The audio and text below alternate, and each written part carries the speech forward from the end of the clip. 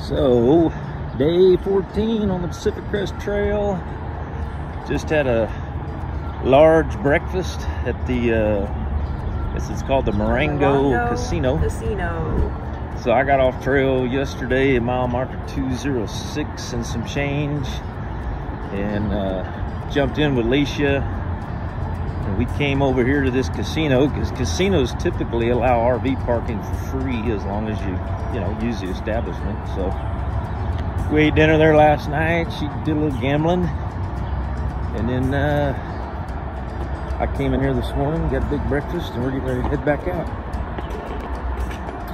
So a little overcast, a little chilly, a little mist, but hopefully it'll clear up as the day goes on. A short day today. I think about 8 or 10 miles to meet up at a junction.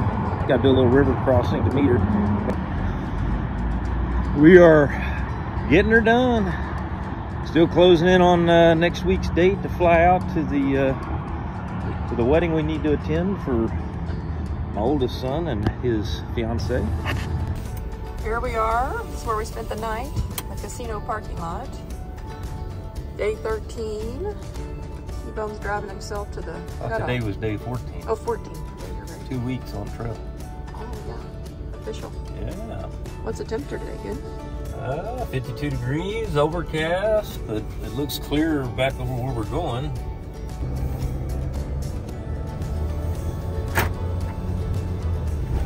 Leaving the casino.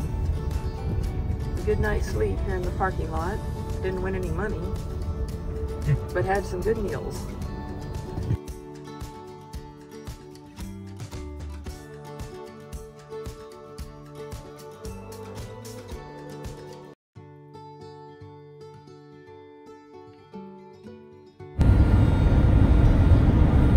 They have different bases.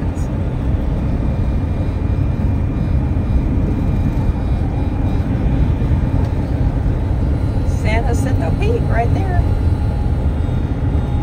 Ditch right there, the big ditch. Let us walk from that side of that deal all the way to the other side of that ditch, and then all the way back, and then all the way back, and then all the way back. And we came out over here. Way over there? Yeah. Oh, apparently there was no other way to make it go there than to do that. It's freaking insane. Snow Creek Road, PCT crosses here, and there's like this huge wind area. Look at the wind blowing. Talked to a guy right from here. He said 40 to 50 is always normal wind through here, but 60 to 70 is, you know. 70-mile-an-hour winds like Cat 1 hurricane. And it's, you know, these people. There's this little village right here. I'm thinking to myself, why would you want to live here? Well, they're hunkered down in that Snow Village. Snow Creek Village is the name of it. This is where I was yesterday waiting on pickup. I see the stick. We're back. There.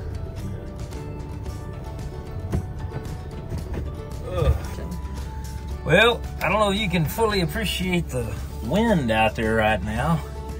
They say it's blowing about 40 to 50 miles an hour, so I'm going to try to make a really quick exit out of the van before I gear up. 2 weeks, day 14. 2 weeks on trail.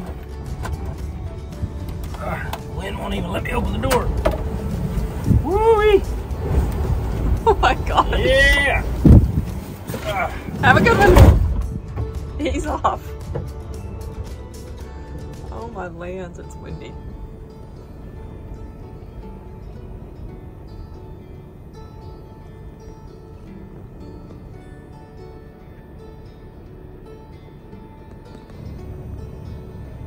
I'm supposed to hook up with him about mile 218 down Whitewater Canyon Road.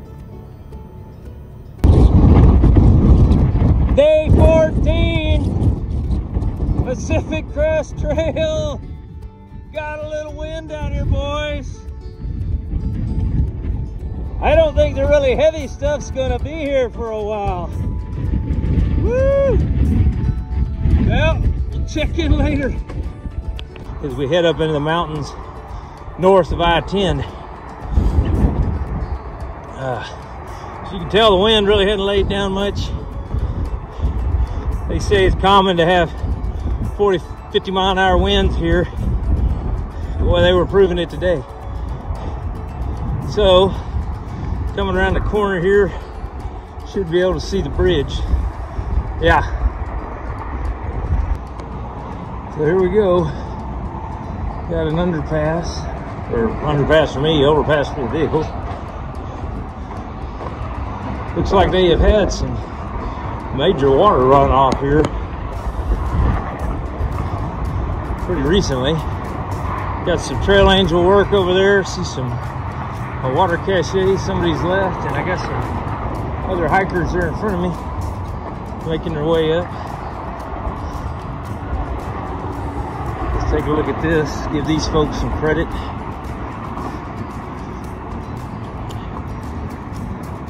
So this has been fairly common. Folks will come in here and they'll leave, like, here's a hiker box that's got a little food in it if somebody needs it. Got a trail log that I'll sign. Of course, I want to keep reminding us that we only got 2,466.21 miles to go. But again, nice little water cache. Welcome 2023 hikers. So that's awesome. So anyway, I want to sign the trail log as I always do whenever we have one, and then we'll proceed northbound that direction. So we will continue pressing forward today on trail. I've got one water crossing I'm probably gonna have to do to get off trail, and then we'll be able to start planning for the next 3 days. Trying to get over this elevation. I'm gonna go from almost sea level down here up to 8,000 to 10,000 to get over the hills and the mountains to get to Big Bear Lake. Well, this is the first natural water source we've come across on today's trail. We had the water cache under I-10, but this is a really good sign, really good water flow coming through the bottom.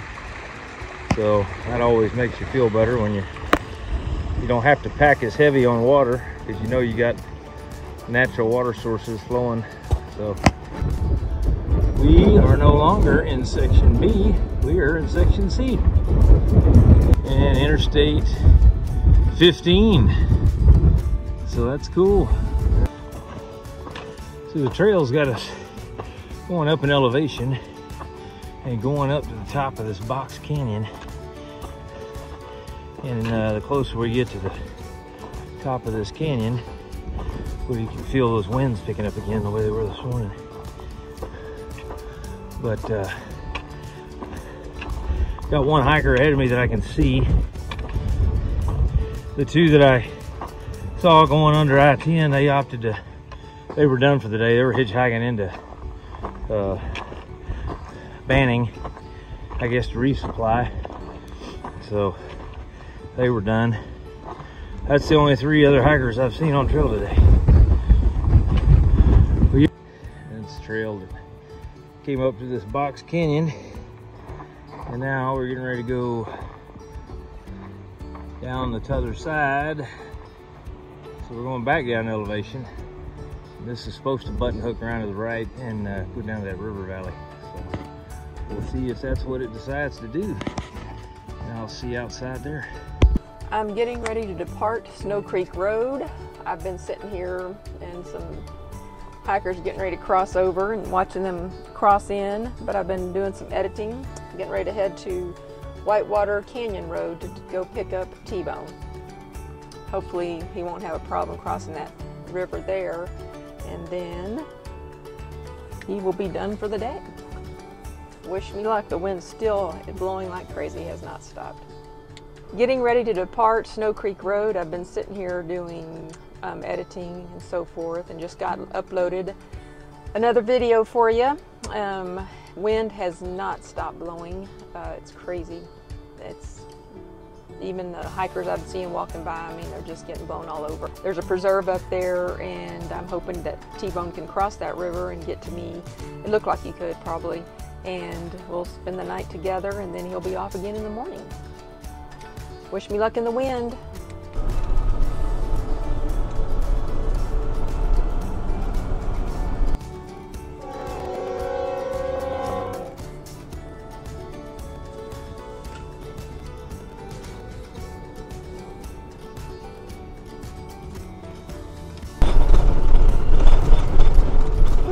Wind is crazy. Look at this valley. Yowza. Turn that corner. Wow, what a beautiful valley. There's the Whitewater River.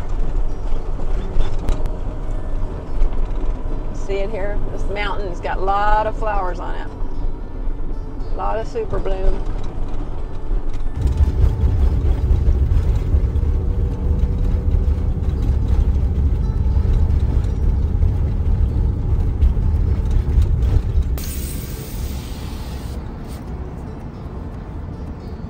Whitewater River crossing. Nice. Tony's got to figure out a place to cross this. Meet me up the road.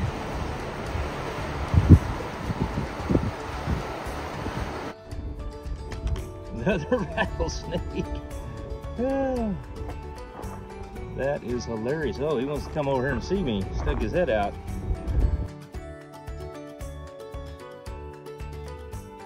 So we got a little rattlesnake pre-story. The way that went down, I was coming down from switchbacks, working our way down in the valley to get to the river, and a hiker in front of me by the name of Alan, who I'd met several days before on trail, he was kind of slow rolling in front of me. Well, we're doing these switchbacks.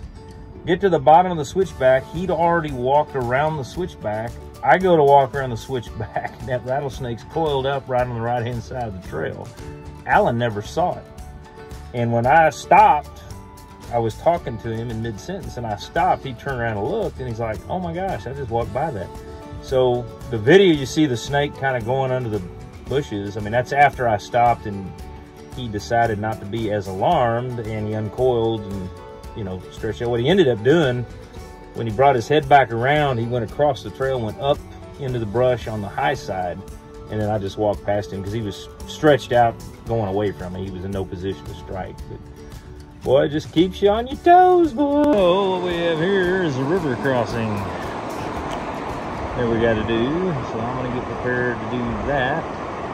Because over there in that stand of trees is a little preserve that we can hang out and camp, and it's supposed to be all good. Anyway. Yeah, and that's how you do a little light running river crossing. Get your feet wet. There's about 4 of them I had to do, but it all went well. One of the tricks I learned from one of the folks that's already done this is she said to take off your socks and remove your insoles. Your shoes dry faster. You can walk them dry, but in this case, I'm almost to camp for this evening. So I'm not gonna worry about it. Day 14, man. So, Paco van's already here somewhere, allegedly, according to my significant other. Oh yeah, there's a building over there. Cool. So I will ease up there and see what we're doing. Check in with you later. And to finish up a fine day, coming off trail, there's a zombie apocalypse vehicle. Paco for short, in a nice little parking area, and that's where we're gonna hang out tonight. And then from there I'll get back on trail, go cross that river again, and then we'll probably won't see each other for about 3 days. I got to get up around mile marker 250 near a highway there. I think it's highway 38, to meet up with her again to resupply. So I'll supply heavy here, research the map, make sure I got everything I need, and then roll out in the morning. But after all the days hiking, San Jacinto's still looming over there to the south. We'll sign off. Another great day, day 14 on the PCT. Everything's pretty good. See if we can get these shoes to dry out. All right, we will catch you outside and down the trail.